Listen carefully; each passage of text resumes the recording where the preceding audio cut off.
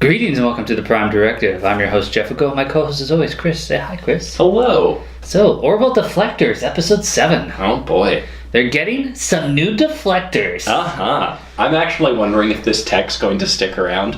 Yeah. Is it going to matter at all that they have better shields from this point forward? You know, if it takes the shields a while to recharge, they're still down. Yeah. Yeah. Why were they flying around so much, Chris? That's true. There was no point in flying around for that test. And they said no torpedoes. They said no torpedoes. You heard me say it, right? I was there, yeah. There's a lot of good little comedy moments like that. Yeah, there was more gags this episode, I think, than but they weren't like ones that like took you out or anything, I didn't think. No, it was just, it flowed still. And I was over at your house earlier today. You should fire your interior decorator. Wow. So this episode starts out with Kelly and Cassis and a simulator in 1945. I was just like, where's my gangster Spock? Yeah, I was saying I want gangster Bortus. Yeah. I want that. Listen here, see? We're gonna run this place. You didn't quite get it. Yeah. Instead we've got a breakup. Yeah, on Valentine's Day. What is this shit? Kelly's just done with his shit. Yeah. She wants different things. Well, all she really wanted that was different was just not to get married because she'd already been married. Yeah. You know, I think she's just not into the big serious commitment thing. Yeah. Well, you know, as I always say, at the end of a relationship, you know, you're stuck in that thing, your head's in it, and you're just like, oh, I can't see any way out. So look at the bright side. You got to sleep with Kelly. That's what you say at the end of everybody's relationship.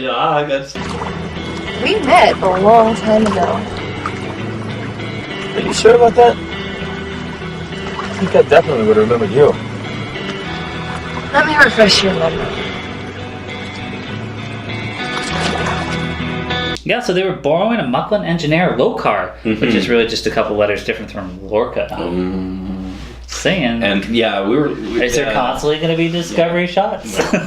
Yeah, they piped in that they were orbiting Moclan again, and I'm like, really? Another Bortus episode? But that wasn't quite the direction. In some ways, though, it was still about the intolerance of Moclan. Yeah. We did learn a lot more about it. But. Yeah. And I'm glad they actually pointed that out at the end of the episode. Like, honestly, they've thrown so much shit onto Moclan society being backwards, and they were actually talking about, like, how long could we actually have an alliance with these people?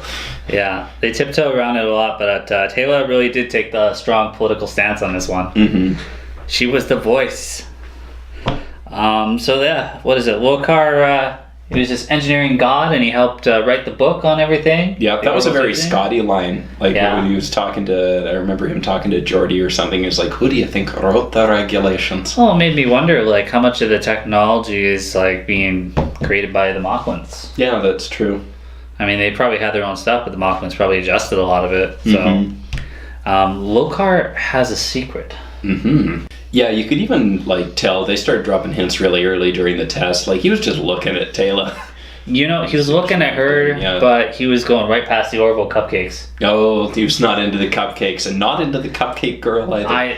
It's kind of hard not to be into Lieutenant Turco. Yeah, see, look, they have little Orvilles on them. Uh-oh. Tractor beam activated. It's pulling us in. Oh, no! Lokar, cupcake? No. You sure? I have given you my answer. Okay. Jenny, first name. We got a first name on a few people today. Keyali. That is Talla's first name. Interesting. I like it. I could call her Keyali. It's kind of like Kelly, though. Yeah. It's like if you didn't know how to pronounce Kelly's name correctly. Yeah, it's just Keyali. What's it? Keyali. Yeah, no, they had some chemistry. I thought the whole, like... I was saying immediately, okay, that's what's wrong here. This guy's gay, he's into girls. Right? You're gay and you're into girls. I'm confused. Yeah. Yeah, no, then this shows up in her quarters. I mean... That was bold. You don't do that. Bold. You don't do that. Yeah, I have this massive secret that could ruin my life. Allow me to tell you. Yeah. Yeah, no. Barkley taught us you don't show up in people's quarters.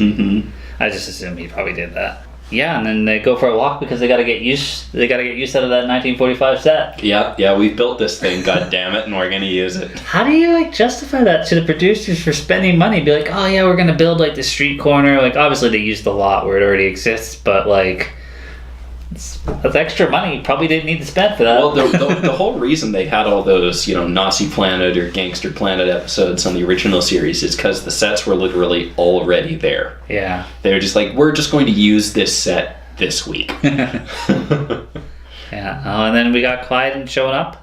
A little bit disappointed in his heterosexuality. Yeah. What's he offend? Like, is it because he ate the tooth? Maybe it's like he's contaminated.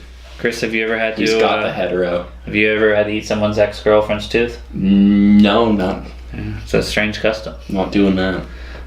Gordon guessed a lot of strange customs there. He's getting good. Yeah, he is. Yeah, I knew it had to be something like that. Do you still have the tooth?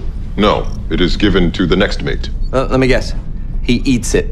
That is correct. Yes! Man, I'm getting so good at this. So yeah, I guess threat of being persecuted by his own people, that he came up with a simulation to off himself. Yeah, that's what we end up finding out, that it's just an elaborate suicide. And he would have gotten away with it too if he hadn't stuck Klyden in the brig. Yeah. No, that was the one thing. Stealing with his prejudices, so felt like the logical target. Yeah. Also, it's your ex-boyfriend's mate. Like there's two bonuses there. Yeah, two with one stone. That put Talla in an awkward position. I thought it was kind of weird. Like he's just like, no, I could run and have a life somewhere else, but I'm gonna go home so that they execute me and you feel bad about it. Yeah. So this story with him played very, very similarly to the TNG episode with Riker's girlfriend from the genderless species, which was on TV the other day. Yeah. I am not sick because I feel this way. I do not need to be helped.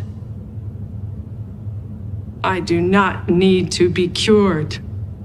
And that was almost the same. That one had, the sad ending too, and the society that doesn't understand how to tolerate her, and ends up putting her away. And I think that has to be what was implied from the ending scene there. That was very aggressive gavel bang. Are you telling me we're 2 episodes in a row now of TNG episodes? I think how many episodes of the Orville have there been? And that's how many TNG episodes. Yeah. No, that's definitely a strong comparison. Yeah. I feel he'll be fine. Yeah, they're implicating that he's got his trial, and you're generally guilty right away at those kind of trials, but he's an engineering god. They can't just... No, they already threw away their greatest author because she was a woman. Touché. I don't think they give a shit. Yeah. Well, somebody else will step up. He's not as good, but we have to say it. Yeah. You are the assistant weapons master. Yeah, no, I did enjoy their little hunt. Looking around, I was like, I don't think he's in that little cupboard. Yeah, and that was very Star Trek 6. That reminded me of them looking for the boots. Yeah, old Russian proverb. Yeah, if shoe fits, wear it. Like I said, I really enjoyed Talla actually having a strong stance in this one. Yeah. And there was a decent line of humor throughout this with Ed playing Kelly's girlfriend. That was cute when they were at the table. Oh, men are the worst. Yeah. No, that's something we do. Yeah. Oh no, don't talk to him. Yeah, smooth Ed, subtle. Yeah. I may be biased here, but I think you made the right call. I mean, if you guys wanted to get married, that would have been awkward because as captain of the ship, I would have had to perform the ceremony.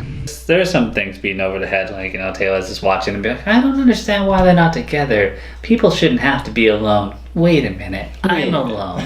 Wait a minute. Yeah, because I kicked the stalker out of my quarters. I'm going to go talk to him. Yeah. Always give your stalker a second chance. Yeah, unless you're Gordon. Yeah. That didn't work out for him. No.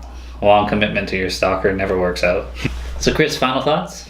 Final thoughts. So this episode was pretty heavy on the subtext. What were we actually talking about here?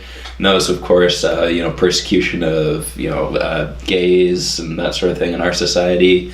I sort of was reminded of the story of Alan Turing and how he was treated after World War II. And I do like that Talla's took such a hard line on this. The show didn't pull punches with, what it thinks about treating people differently for those kind of reasons based on who they are or who they love or, like she said, just someone who just wants to live their life and be happy and not hurt anyone. We're getting a lot of episodes where, like, society's Just don't accept this thing. Mm-hmm. All I got to say is relationships come before the egg, Chris, so I hope you're prepared. Yeah. Well, as always, thanks for watching.